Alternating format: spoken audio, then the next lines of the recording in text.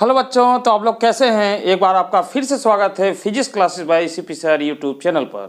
तो बच्चों, नया बैच प्रारंभ हो चुका है और इसकी एक वीडियो आप लोग देख चुके हैं भाग 1 में, अध्याय पहला, जिसमें हमने बात किया था कुलाम का नियम तथा विद्युत क्षेत्र।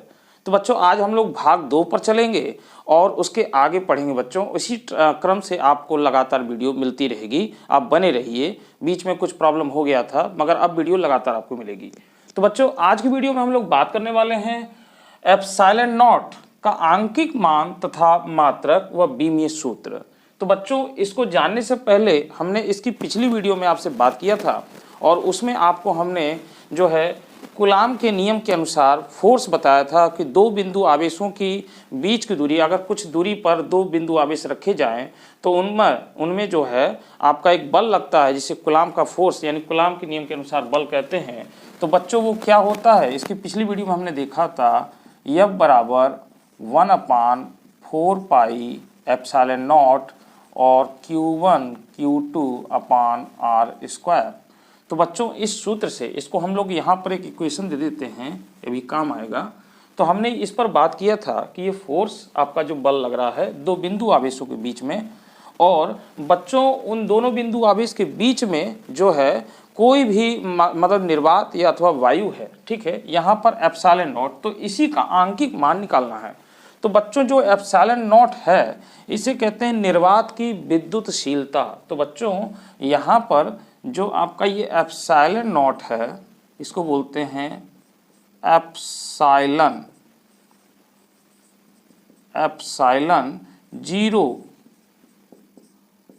जीरो या एप्सिलॉन नॉट हम लोग इसको बोलते हैं। एप्सिलॉन नॉट जीरो को निर्वात अथवा वायु की विद्युतशीलता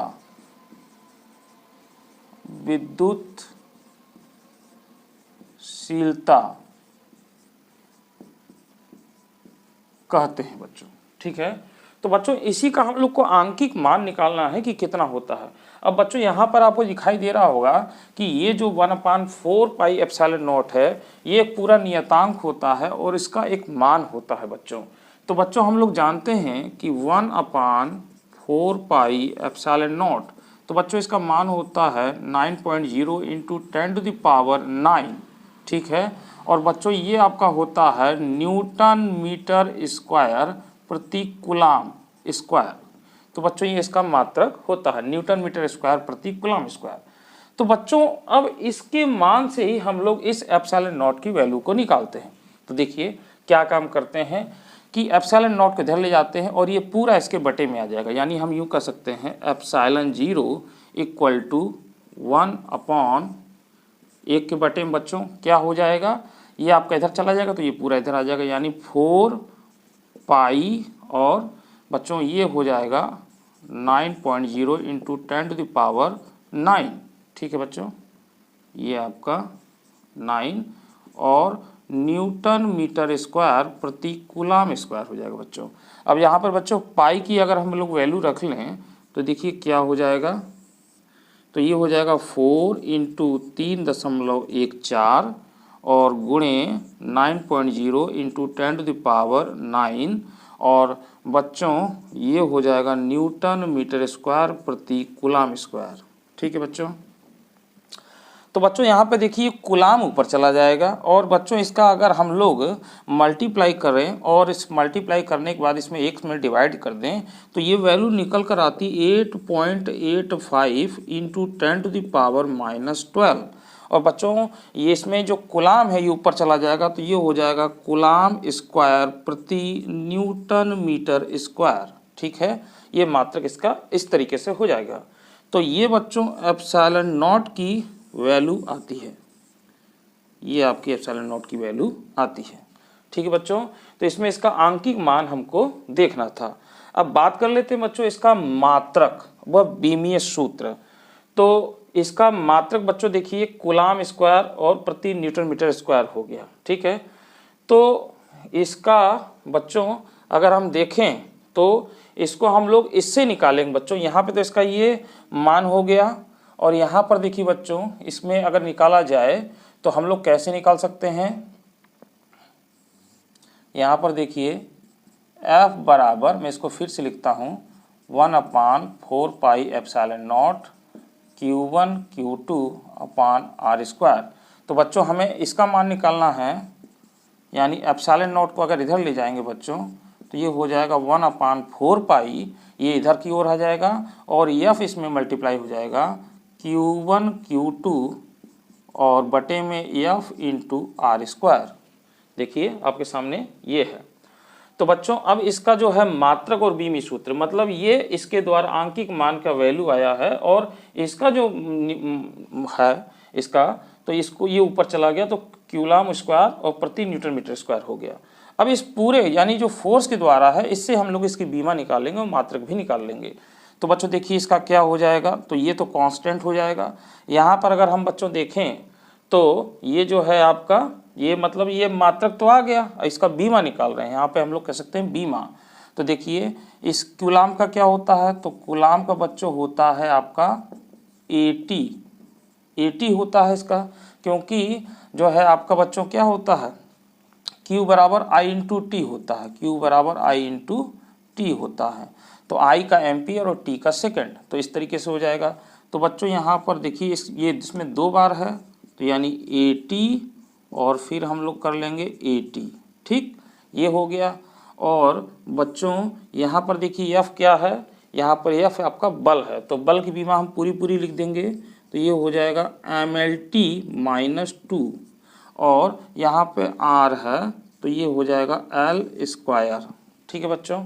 अब बच्चों देखिए इसको पूरे को सामूहिक रूप से लिखा जाए तो मैं यहीं पे लिख देता हूँ, तो ये आपका हो जाएगा बच्चों a स्क्वायर और टी स्क्वायर और बटे में क्या हो जाएगा बच्चों, ये LQ हो जाएगा, यानी MLQ इसका गुणा हो गया और ये T की पावर -2 ये हो जाएगा बच्चों। अब इसको ऊपर ले जाया जाए बच्चों तो एक साथ क्या हो जाएगा, ये हो जाएगा M की पावर -1 ऊपर गया और L की पावर -3 हो जाएगा बच्चों यहाँ पर, और ये T की पावर -2 है, ऊपर जाएगा तो T की पावर 4 हो जाएगा और A आपका स्क्वायर हो जाएगा। तो बच्चों इस तरीके से ये जो है हमारा इसका बीमीय सूत्र आता है।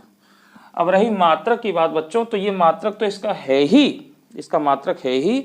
MKS पद्धति में मात्रक क्या होना चाहिए, MKS पद्धति में मात्रक, तो MKS पद्धति में बच्चों देखिए इसी से लिखा जाएगा, तो इसको लिखेंगे किग्रा की पावर -1, ये है मीटर की पावर -1 और ये है सेकेंड की पावर 4 और एम्पियर की पावर 2। तो बच्चों ये जो है इसका मात्रक MKS पद्धति में आता है।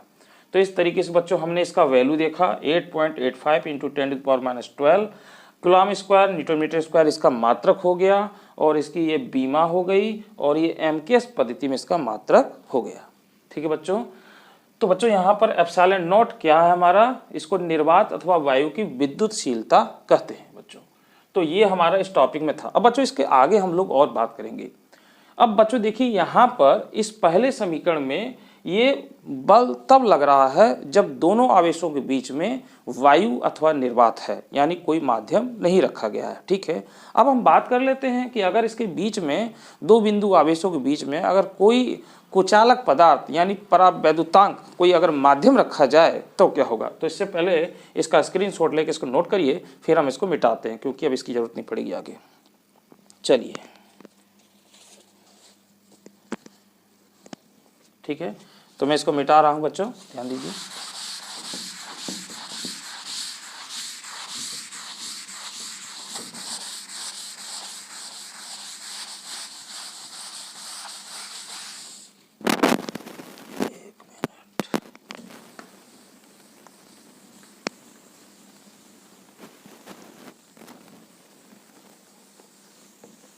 चलिए, तो ये आपका मिट गया। तो बच्चों यहाँ पे देखिए हम लोग लिखते हैं कि यदि दोनों बिंदु आवेश के बीच कोई के परावैद्युतांक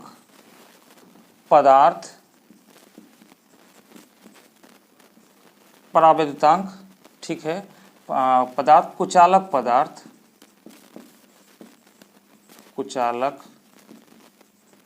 पदार्थ जैसे कांच, मोम, कागज,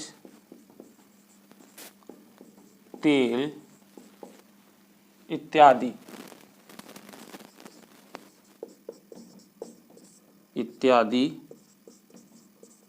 रख दिया जाए, तब उन बिंदु आवेशों के बीच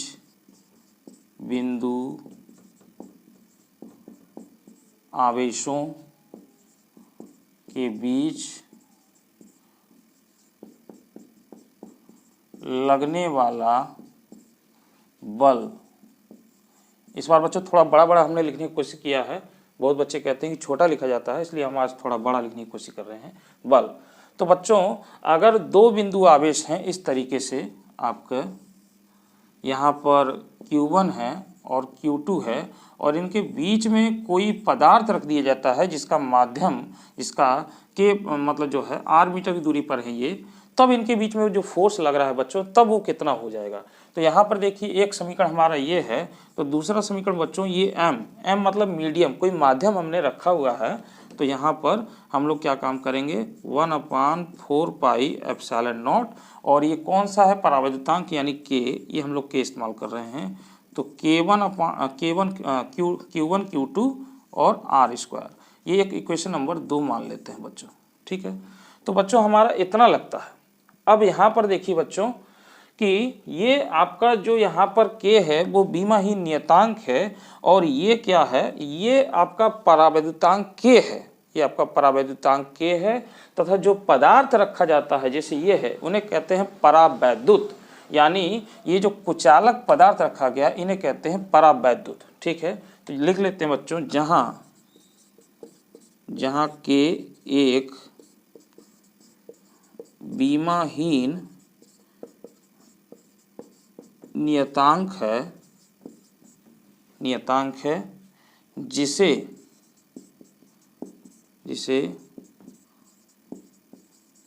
परावैद्युतांक कहते हैं, तथा कुचालक पदार्थ को परावैद्युत कहते हैं।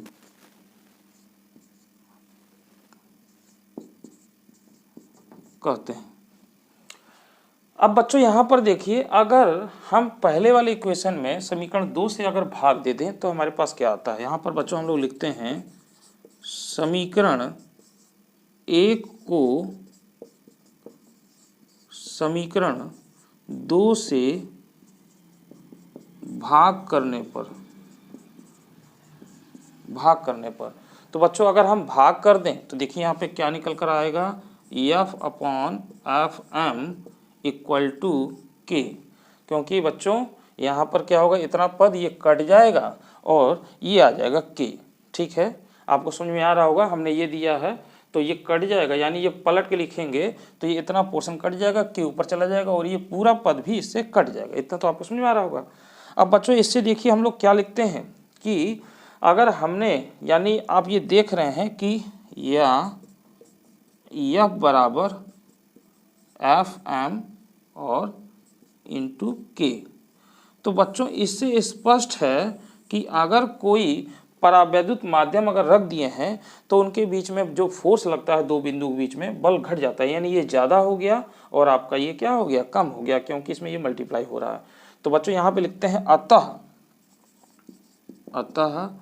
दो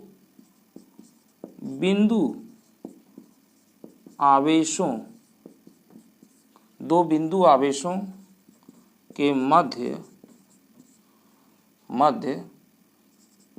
परावैद्युत पदार्थ रख देने पर उन बिंदुओं के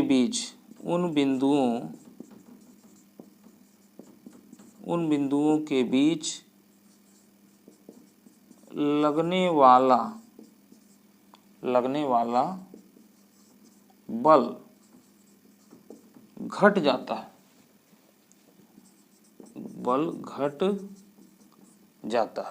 ठीक है बच्चों। अब बच्चों यहाँ पे लिखेंगे K का मान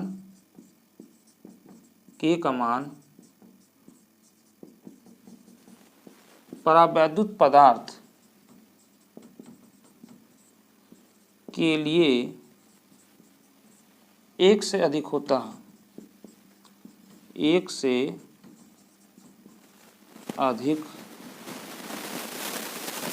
है, तथा धातु के लिए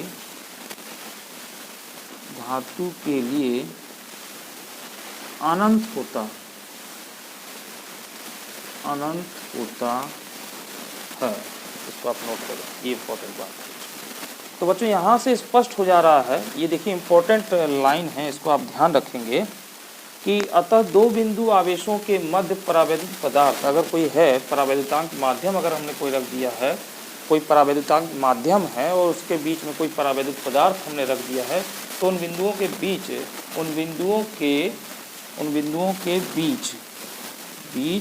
लगने वाला बल क्या हो जाता है, घट जाता है, यानी पहले की अपेक्षा जो बल लग रहा था वो कम हो जाता है।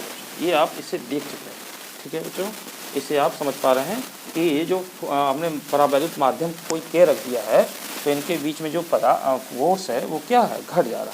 सीधी सी बात है बच्चों, जैसे आप सड़क पर चल रहे हैं, सड़क पर अगर कोई ट्रैफिक नहीं है तो आपकी स्पीड ज़्यादा होगी, अगर ट्रैफिक हो जाएगी तो स्पीड कम हो जाएगी। तो वैसे ही इस पदार्थ के आने के कारण इन दोनों के बीच में जो फोर्स लग रहा था वो कम हो चुका है, ठीक है। तो बच्चों इस तरीके से आपने इसको जान लिया। अब बच्चों हम बात करते हैं कि यहाँ पर देखिए जो एप्सिलॉन नॉट लिखा गया है, ठीक है, और यहाँ पर हमने जो एक परावैद्युतांक के लिया है, तो यहाँ पे परावैद्युतांक यानी एप्सिलॉन नॉट के को, तो यहाँ पे बच्चों एक बात वो लिखते हैं नोट में, एप्सिलॉन नॉट के को केवल एप्सिलॉन भी लिखा जाता है। एप्सिलॉन नॉट नहीं बच्चों, ध्यान दीजिएगा, एप्सिलॉन, केवल एप्सिलॉन लिखेंगे यहाँ पे, एप्सिलॉन, यहाँ पे देखिए एप्सिलॉन नॉट लग जा रहा है और यहाँ पर केवल ये एप्सिलॉन को परावैद्युतशीलता कहते हैं। ये इंपॉर्टेंट बात बच्चों ध्यान रखिएगा, इसको मैं जो है लाल से कर देता हूँ, ठीक है। तो बच्चों यहाँ पर जो एप्सिलॉन नॉट के है इसको केवल एप्सिलॉन भी लिखते हैं और इसको क्या बोलते हैं, परावैद्युतशीलता। जैसे कि हमने बताया था कि एप्सिलॉन नॉट को हम लोग वायु की विद्युतशीलता बोलते हैं, ठीक है, निर्वात। तो यहाँ पर इसको परावैद्युतांक की परावैद्युतशीलता बोलेंगे, यानी हम इसको और थोड़ा सही से लिखें तो इसको लिखेंगे परावैद्युतांक। यहाँ पे इसको और सही से लिखा जाए तो इसको लिखेंगे को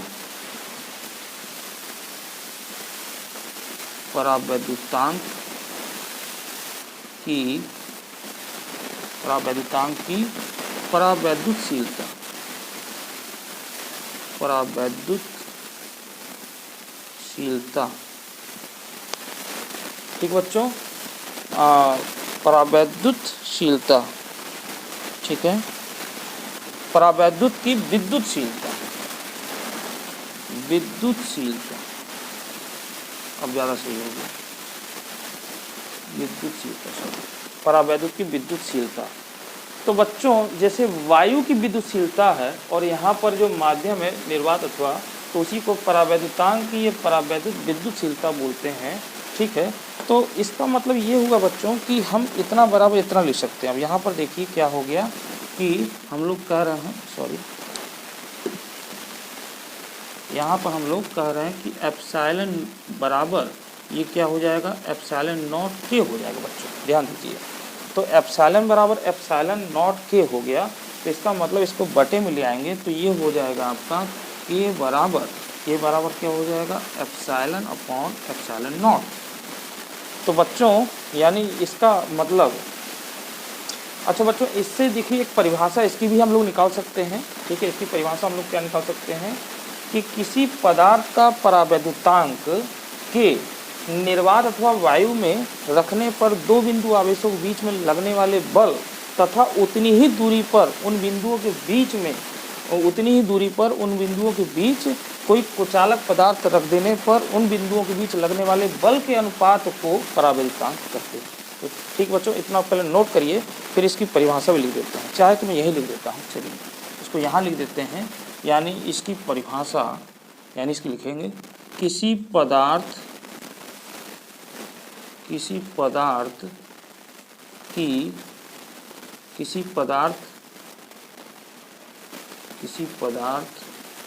का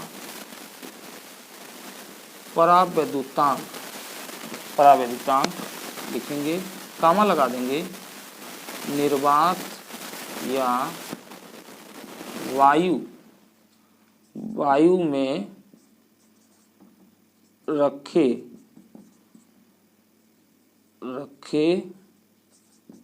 दो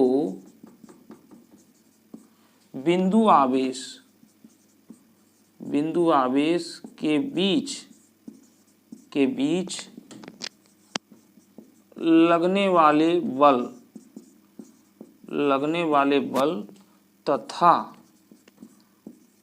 तथा उतनी ही दूरी पर किसी कुचालक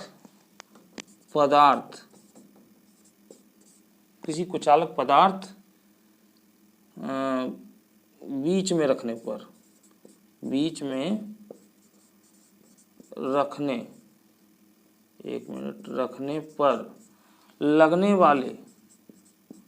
लगने वाले बल, है ना, बीच में रखने पर लगने वाले बल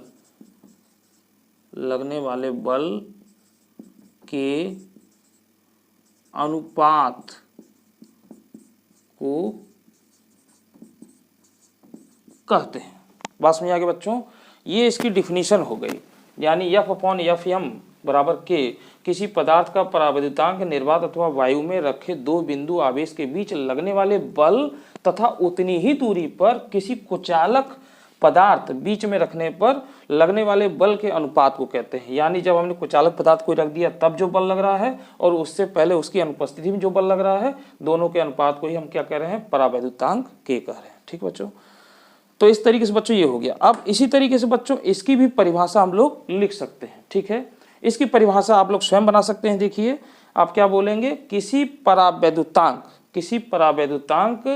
मतलब लिखेंगे निर्वात अथवा किसी परावैद्युत पदार्थ के उपस्थिति में दो बिंदुओं के बीच में लगने वाले बल को तथा उसकी अनुपस्थिति में लगने वाले बल के अनुपात को हम लोग परावैद्युतांक के कहते हैं। ठीक है, या इसके दोनों अनुपात को ही हम लोग क्या कहते हैं, परावैद्युतांक कहते हैं। तो बच्चों यहाँ पर जो अगर हम लोग लिखते हैं एप्सिलॉन नॉट, अगर इसकी जगह पर ये जो हम लोग के लिखे हैं यहाँ पर, इसकी जगह पर, इस पूरी जगह पर केवल हम लोग एप्सिलॉन भी लिख सकते हैं। इसकी जगह पर क्या हम लिख सकते हैं, एप्सिलॉन भी लिख सकते हैं। ठीक है, तो बच्चों आज की वीडियो में इतना ही। यानी आज आपने देखा है कि एप्सिलॉन नॉट का आंकिक मान क्या होता है, इसका मात्रक क्या होता है, इसकी बीमा क्या होती है, और साथ ही साथ में आपने इसमें इम्पॉर्टेंट एक पॉइंट को जाना है कि अगर दो बिंदुओं के बीच में अगर निर्वात अथवा वायु के स्थान पर अगर कोई परावैद्युत पदार्थ रख दिया जाए, जैसे कोई कांच या मोम का टुकड़ा रख दिया जाए, तो उन दो बिंदुओं के बीच में जो फोर्स लगता है, जो बल लगता है, वह जो है निर्वात की अपेक्षा घट जाता है। क्या हो जाता है? घट जाता है।